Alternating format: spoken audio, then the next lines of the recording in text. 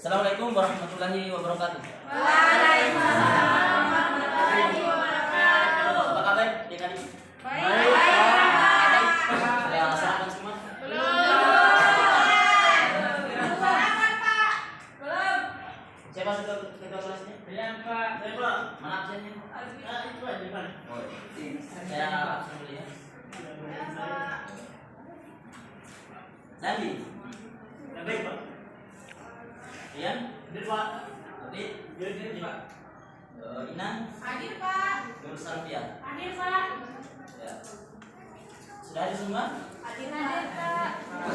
Kayaknya masih ada yang kotor ini kelasnya ya. Tolong dibersihkan dulu ke kelas. Siapa? Silakan. Silakan. Ini. Di pungut ya.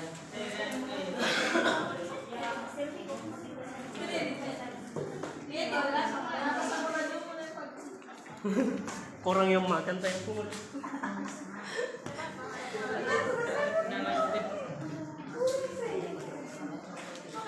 Tolong perempuannya di kelas sebelah. Oh iya, anu bertanya lah. Iya. Nanti ke depan. Siapa? Jangan terlalu ke belakang supaya enak belajarnya. Siapa?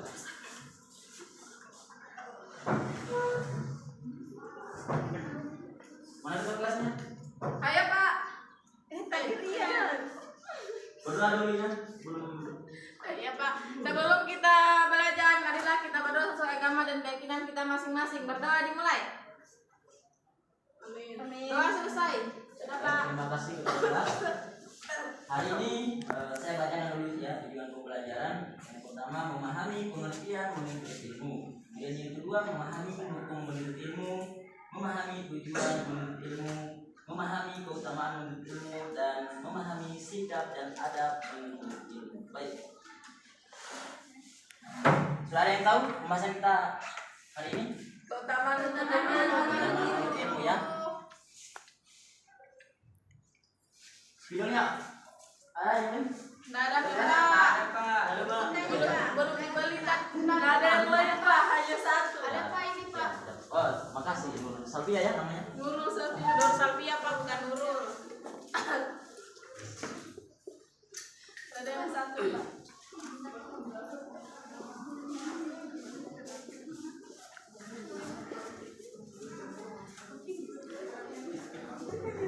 Ya, keutamaan menuntut ilmu. Ada yang tahu pengertian menuntut ilmu? Belajar. Menuntut ilmu adalah dari kata bahasa alimah, yang itu pengetahuan dan perbuatan yang bertujuan untuk mengetahui segala sesuatu, dan juga kata ini berasal dari kata Latin yakni science, yang bermakna pengetahuan atau mengetahui dan memahami. Secara istilah, ilmu adalah bentuk pengetahuan tentang sesuatu yang datang dari Allah dan Rasulnya. Ya, itu pengertiannya ya. Kemudian kita lanjut, hukum menuntut ilmu. Saudari dan atau adik dari tolong baca dulu ayat. Mana Pak? Rabun saya. Rabun Pak. Siapa yang bisa? Nur Salvia.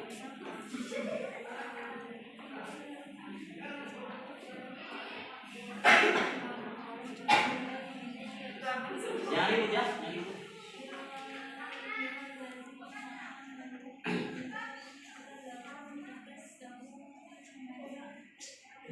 Nama kenapa?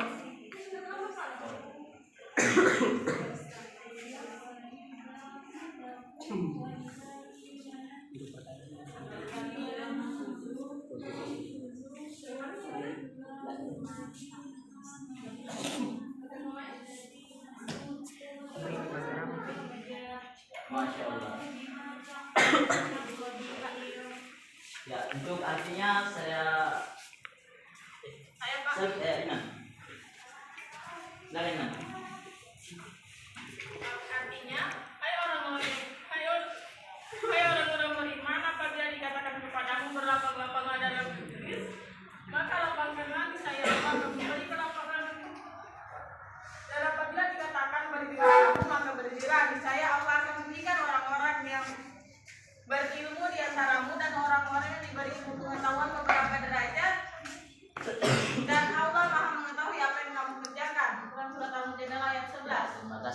Jadi orang yang berilmu itu akan mendapatkan derajat dari Allah Subhanahu wa taala. Dia akan merasa dihargai, merasa dimuliakan, dan merasa dihormati dengan ilmu yang ia miliki. Selanjutnya, terkait kewajiban menuntut ilmu diterangkan di dalam hadis yang berbunyi man salaka thariqan yaltamisu fihi ilma sahalallahu bihi thariqan ilal jannah.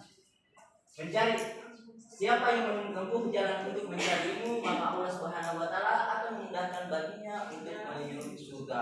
Maka adik-adik sekalian, menuntut ilmu itu akan memudahkan kita dalam menuju surga. Maka kita harus bermajelis ilmu, karena majelis ilmu adalah salah satu bagian dari taman-taman surga. Kemudian selanjutnya, hadis selanjutnya yakni thalabul ilmi fardhu ala kulli muslimin. Mencari ilmu itu adalah wajib bagi setiap muslim dan muslimah. Selanjutnya, tujuan menuntut ilmu. Tujuan menuntut ilmu yakni yang pertama, mencari ilmu adalah untuk mencapai kebenaran dan keyakinan. Ketika kita mencari ilmu, kita akan mengetahui kebenaran, mana yang haram, mana yang halal, mana yang batil, Mana yang hak dan mana yang batil? mana yang hak dan mana yang batil. Kemudian selanjutnya, dengan ilmu segala kepalsuan dan kebatilan dapat dihapuskan. Semua kepalsuan, semua kebohongan akan terhapus dengan ilmu yang kita miliki. Dan selanjutnya, ilmu dapat membebaskan seseorang dari kejahilan. Sejahil-jahilnya manusia adalah orang yang paling jahil dengan ilmu agama. Maka kita sekalian adik-adik tidak boleh jahil dengan ilmu agama kita sendiri, karena agama yang kita miliki hari ini adalah agama yang baik. Maka harus kita pelajari. Itu adik-adik ya. Paham? Kemudian keutamaan menuntut ilmu. Keutamaan menuntut ilmu yang pertama, Allah akan mengangkat derajat orang-orang yang berilmu sebagaimana firman Allah di dalam Quran surah Al-Baqarah ayat 9.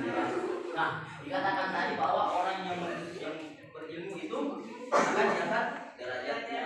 Dia akan terpandang berwibawa, berkarismatik. Kemudian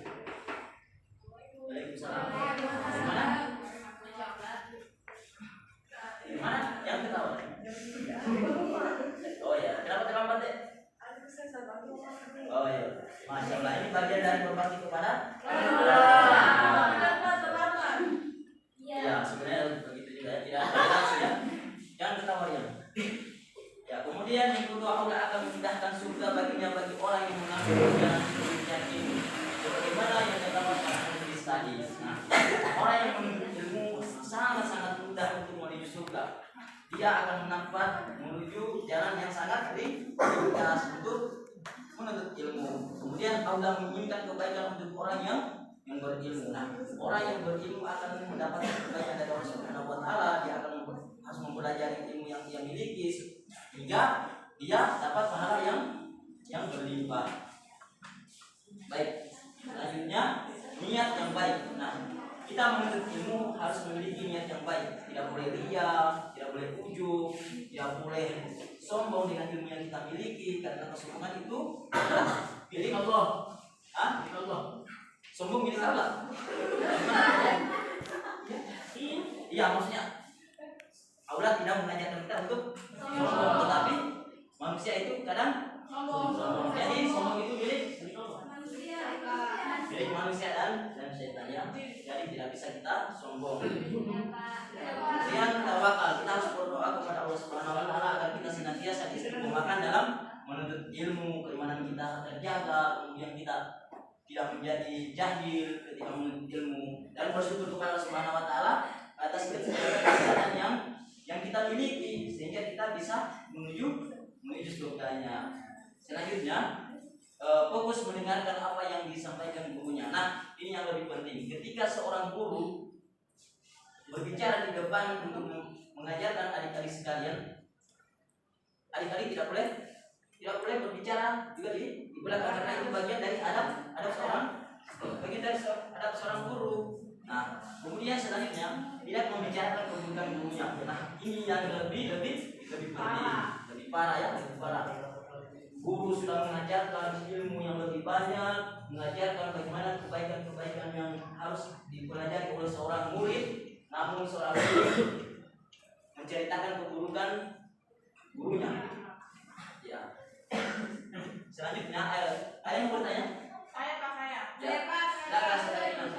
Itu kan tadi Pak tidak membicarakan keburukan gurunya, tapi Ya. pada saat ini kebanyakan murid Ya, betul sekali. sering membicarakan keburukan gurunya. Bagaimana itu Pak? Tidak, maksudnya berlawanan dengan sikap dan adab menuntut ilmu. Ya, pertama kita harus belajar adab dulu ya. Bagaimana kita menuntut ilmu itu harus memiliki adab dulu ya.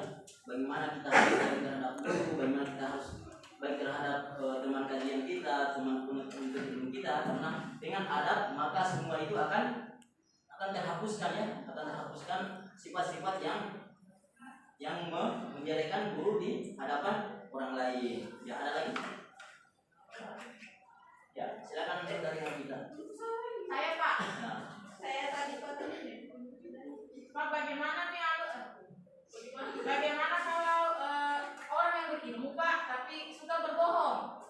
Apakah ilmunya tersebut akan hilang atau bagaimana? itu yang lebih berbahaya ya.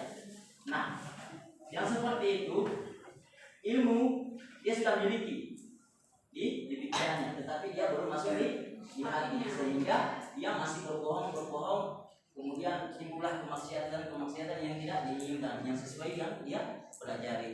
Ada lagi? Saya Ini Pak, dan laki-laki dulu Pak. Sudah laki-laki dulu Pak. Saya Pak, dari tadi saya angkat tangan tidak gitu. Pak, dan itu dari Kasihan Pak. Pak. Kita kasih dulu Pak. Laki-laki ya Pak. Saya. Pak, kenapa dengan kan orang yang punya ilmu itu harusnya sudah terlalu sekali ke depan sehari-hari Pak. Terus bagaimana dengan misalnya dia sudah tahu itu misalnya salah tapi dia lakukan, misalnya seperti Ibu Mita tadi menjelaskan tentang berjualan bebas, nah bagaimana itu Pak? Apakah dia mengikuti hawa nafsunya atau bagaimana? Ya, itu mengikuti hawa nafsu ya. Seorang yang menuntut ilmu itu pasti keimanannya akan lebih tinggi. Tetapi ketika ia dikuasai oleh hawa nafsu, maka ia akan tertipu oleh hawa nafsu. Maka orang yang begitu solusinya adalah puasa atau Meninggal. Nah, saudara tadi Ya jadi Pak. adik jangan kecewa ya. Ya, kita tahu ya. Coba kita melihat contoh oleh seorang ulama Asy-Syafi'i. Beliau sudah mengetahui bahwa hari itu adalah hari libur di majelis ilmu seorang gurunya, tetapi ia akan tetap hadir karena ia menginginkan keistiqomahannya dalam menuntut ilmu sehingga ia bisa hadir seterusnya. Kemudian juga kita ketahui bahwa kita sekarang ini mayoritas muslim, tetapi terkadang kita banyak mengabaikan ilmu agama sehingga kita bodoh terhadap agama kita sendiri. Dan seringkali juga kita mengabaikan majelis ilmu, padahal majelis ilmu agama itu sangat penting di dalam kehidupan kita sekalian. Karena perempuan yang bodoh dalam agamanya itu sendiri akan merusak suaminya, anak-anaknya dan umat Islam. Karena anak itu perempuan itu adalah madrasah pertama bagi anaknya. Ada yang bertanya? Sudah Pak. Ada lagi? Sudah Pak.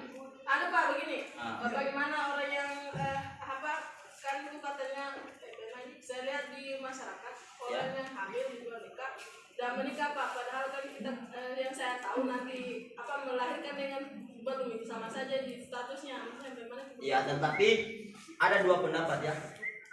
Ada yang memperbolehkan menikah sebelum anaknya lahir, ada yang memperbolehkan anaknya sebelum lahir. Nah, yang pertama yang memperbolehkan anak yang belum lahir itu tetap sah pernikahannya. Yang kedua, anaknya yang sebelum lahir itu pernikahannya tidak sah, sehingga dia menunggu anaknya dulu setelah lahir. Pendapatnya siapa itu Pak?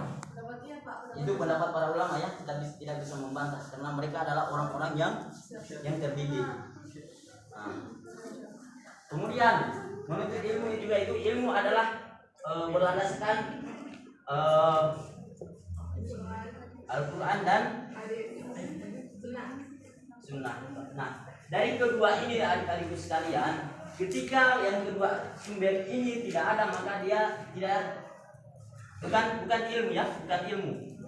Karena ilmu agama itu berdasarkan dua ini ya, berdasarkan dua ini. Ketika dua ini tidak ada, maka dia bukan ilmu. Paham? Paham, Pak. Ya. Ada lagi yang mau bertanya? Sudah mulai?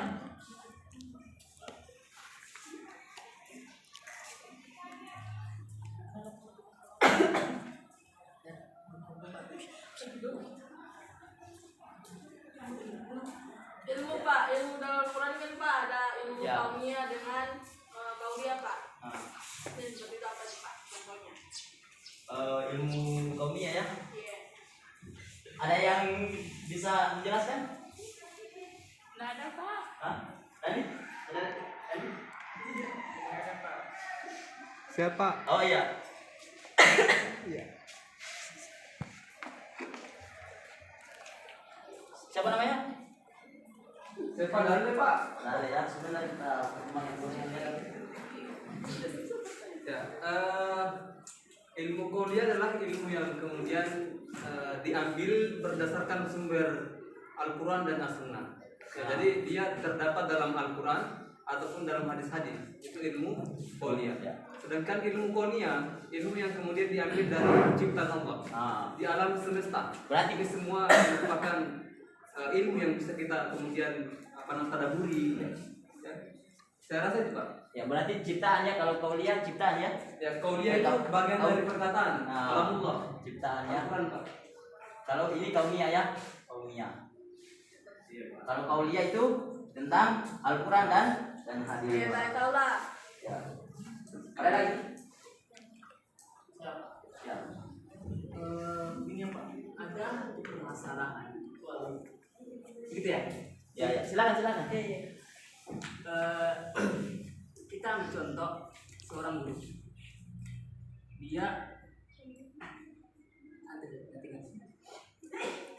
Dia menjelaskan misalkan hukum musik haram, hukum pacaran haram, pacaran sebenarnya Ini sangat menarik ya. hukum riba haram. Akan tetapi bicaranya, omongannya tidak sama dengan implementasi ke kehidupannya. lapangan. Saya apa ya? Istilahnya meminta penjelasan bagaimana hukumnya, apakah Bapak sifatnya seperti apa?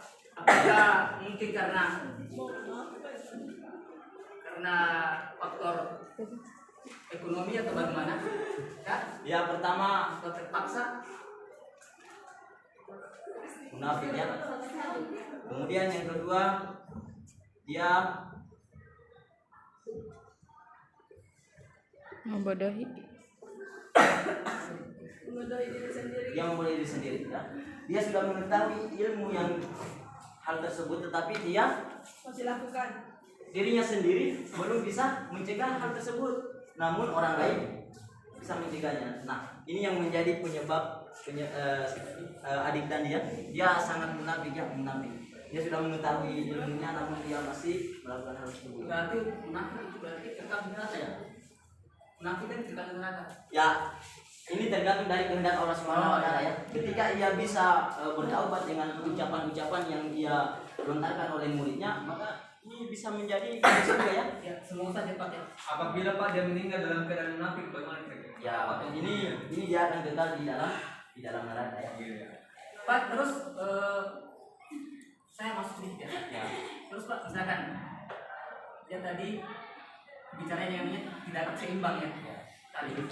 Tadi mungkin positif berbeda negatif gitu ya. Kutub utara. Saya, Pak. selatan, gitu ya. Dalam diskusikan begitu. Kita tahu tentang sholat ya. Ya. Dalam Al-Ankabut ayat 45 itu jelaskan problemnya seperti sholat itu mencegah dari perbuatan Keji dan munkar. Nah, terus bagaimana hukum sholat seorang ketika jika terdapat seorang pacaran, apakah sholatnya diterima atau bagaimana? Ya, tetap diterima ya. Diterima ya. Diterima karena itu tidak berkaitan dengan Bertentangan dari perbuatan keji dan ya, karena sholatnya itu hanya menggugurkan saja kewajiban, tidak dengan karena Allah Subhanahu Wa Taala. Ketika kita dengan sholat itu lebih tinggi keimanan kita, maka kita harus akan mencegah perbuatan-perbuatan yang terlarang seperti yang dijelaskan oleh saudari Adik dan dia. berarti dia terpahala tadi pahala 30 ya. Ya, Mas musik gitu. luar biasa. Mungkin 1 Ya. minus sekian ya. Mungkin bisa jadi tidak diterima sholatnya karena hanya menggugurkan saja kewajiban, malas-malasan, kemudian dia juga enggan mempelajari ilmu agama. Waalaikumsalam. Masuk. Dari mana? Dari rumah. Kenapa bisa teman? Jauh Pak. Oh, jauh ya. Jadi Pak kalau di antara semua itu misalkan Ya, silakan bertanya. Ini tempat kita belajar ya. Tempat kita belajar. misalkan kalau gini,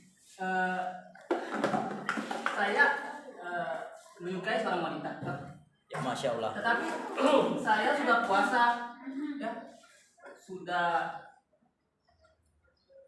menahan semua, Hawa nafsu. tetapi yang ketawa tetapi Saudara adik Rian, tolong duduk ya. Ya, silakan. dan saya diganti. Tolong pertanyaannya. Pengaruh tadi itu. Ya, Abid, ada pertanyaan deh. Ya, jangan hanya main HP ya. Di sini kita berproses. Selfie Pak, main HP selfie. Ya, tolong jangan diperhatikan gurunya ya. Kan sudah dibaca tadi. Adab-adab. Satu lagi Pak. Hadis riwayat Muslim, 3 amalan yang tidak terputus ya. Idza mata kota amal ila misalas. Yang pertama, sedekah jariyah, yang kedua ilmu yang bermanfaat, yang ketiga anak soleh yang mendoakan orang tua. Itu seperti bagaimana? Kalau dia bicara di poin kedua, ilmunya seperti bagaimana? Maksudnya ilmunya itu apakah cuma ilmu agama saja atau ilmu dunia? Tidak ya. Tidak ya. Semua ilmu, mau ilmu khusus, mau ilmu agama, semua itu akan mendapatkan pahala. Yang penting dia tidak menjurus ke kemaksiatan yang dia pelajari. Seperti itu. Jelas? Jelas. Ya. Berapa semua anggota kelasnya? Baik kelompok ya Pak. Ya, 29. 9 tapi banyak yang tidak hadir Pak. tidak ada ya. Oh, ya. Iya kan nomor Ya, berapa apa-apa. Pak? Betul. Ini kelompok 1, kelompok 2, kelompok 3 ya. Saya kelompok berapa Pak? 2 ya. Kelompok berapa tadi? 2. 2 ya. Saya bacakan saja soalnya ya. Kemudian dipresentasikan di Pak, depan. ada hadiahnya? Ada hadiahnya? Karena Bapak menerima gaji, bersabar dulu ya adik-adik. Untuk kelompok 1 dulu.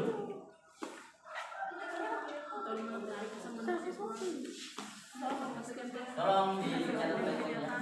Ini bagian dari nilai.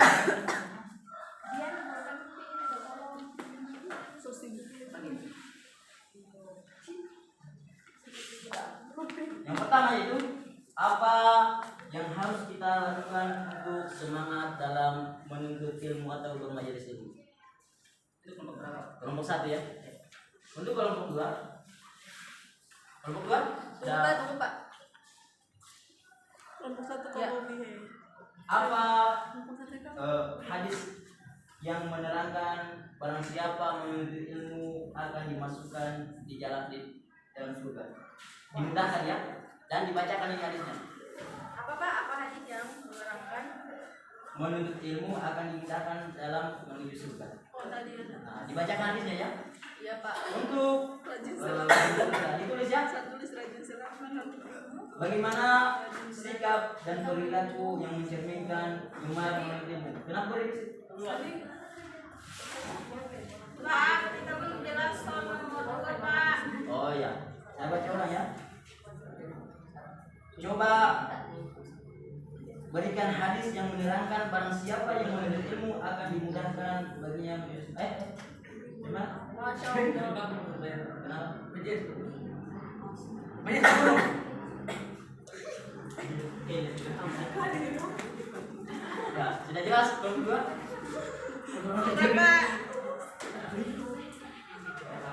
Silakan dikerjakan 5 menit. Saya tunggu untuk presentasinya di depan. Pak, kalau perlu menurut Pak. Tadi sudah baca tadi. Makanya Biasanya orang-orangnya itu Mas. ini yang berpikiran ini itu kalau bertiga. Apa soalnya Pak? Tanya Pak.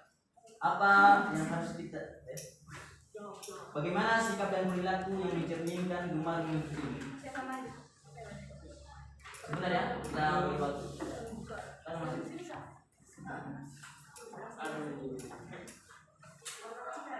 Ada di situ.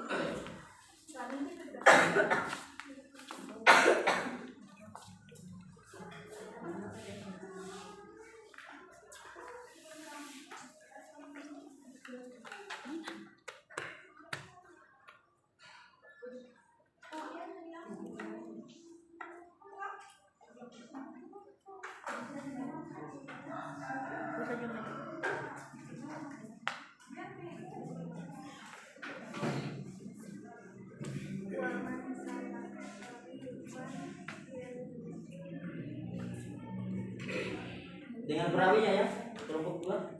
Apa Pak? Dengan perawinya. Hah? Perawi. Apa ini? Untuk 3 berarti Pak. Belum jelas soalnya.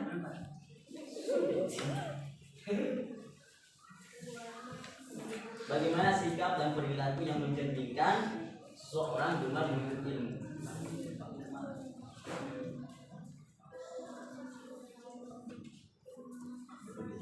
Ini tergantung presentasinya. Kalau baik itu tinggi nilainya. Ini bagian dari ujian akhir semester.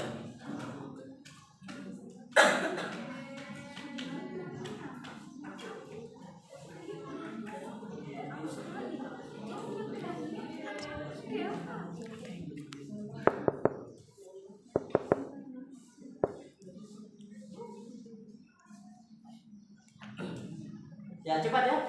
Cepat karena waktu sangat berapa? Nah, silakan maju di depan presentasi. Siapa yang maju? Kata saya. Oh ya. Beberapa orang. Ini yang baru datang tadi. Iya Pak. Biasa. Ini orang-orang yang memang terpelajar ya, tidak mengikuti mata pelajaran, namun dia paham dengan soal yang saya buat Bapak berikan tadi.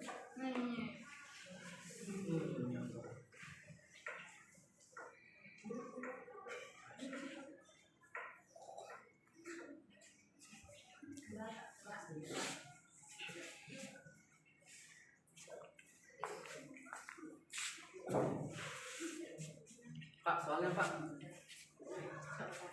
Bapak sudah dari tadi bacakan ya. Sudah tidak paham. Bagaimana menjawab kalau tidak paham soal? Bagaimana sikap dan perilaku yang mencerminkan seseorang itu gemar menuntut ilmu? Sikap yang menunjukkan ketika seorang itu gemar ilmu itu yang pertama itu cinta akan ilmu. Yang kedua itu ia mengilmukan Allah Subhanahu wa taala. Yang ketiga itu mencintai orang-orang yang berilmu. Ya, cukup Pak. Perilakunya bagaimana? Seperti itu Pak. Hah? Itu sikap ya? Sikap. Perilaku bagaimana? Perilakunya itu Pak. Seperti mana yang dikatakan dalam surah As-Saff, dia itu apa namanya? Dia melakukan apa yang diucapkan Pak. Seperti itu. Jadi dia melakukan apa yang diucapkan seperti itu Pak. Masya Allah. Beri aplaus dulu. Selanjutnya, Adia, tunggu Bapak kajian dulu. Kelompok 1. Ya. Kelompok 2.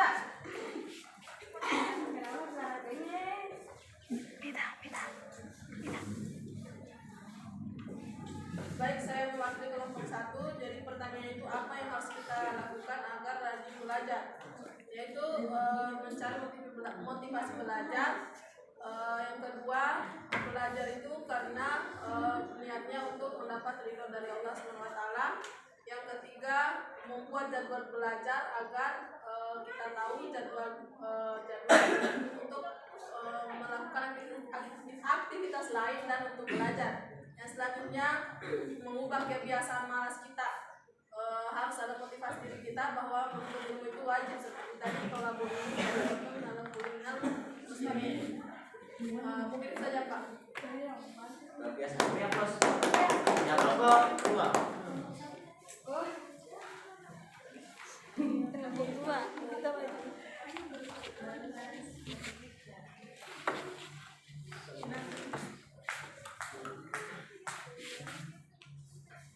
Soal untuk kelompok 2 itu, apa hadis yang menerangkan tentang barang siapa yang menuntut ilmu dimudahkan baginya masuk surga? Hadisnya itu berbunyi, waman salakatori kwan Salah. Ulang. Man salaka. Iya. waman Nadawanya. Nadawanya. waman Nadawanya. Tunggu biar salah. La ilaha illallah. Kalau baca hadisnya. Coba teman kelompok ya Pak duduk itu. Man. Tidak ada wajib. Kok bilang man salaka saja? Ya temannya ya. Iya Pak.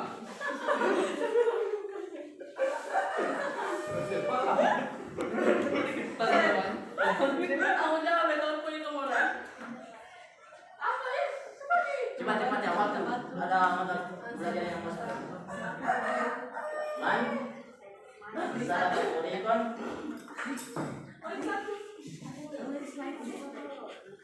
Kawai. Kawai. Sudah gitu. Pak, tadi man salah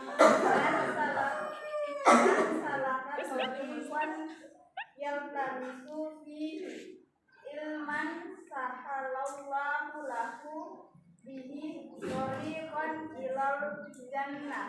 Artinya, siapa yang menempuh jalan untuk mencari ilmu, maka Allah akan mudahkan baginya jalan menuju surga. Hadis riwayat Muslim nomor 2699.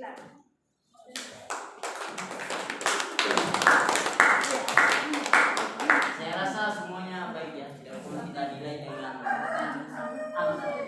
Jadi Bapak menyimpulkan bahwa menuntut ilmu adalah wajib, kemudian juga menuntut ilmu adalah jalan menuju surga. Kemudian juga orang yang berilmu derajatnya ditinggikan oleh Allah Subhanahu wa taala. Mungkin saya dapat sampaikan, lebihnya mohon maafkan. Assalamualaikum warahmatullahi wabarakatuh. Waalaikumsalam.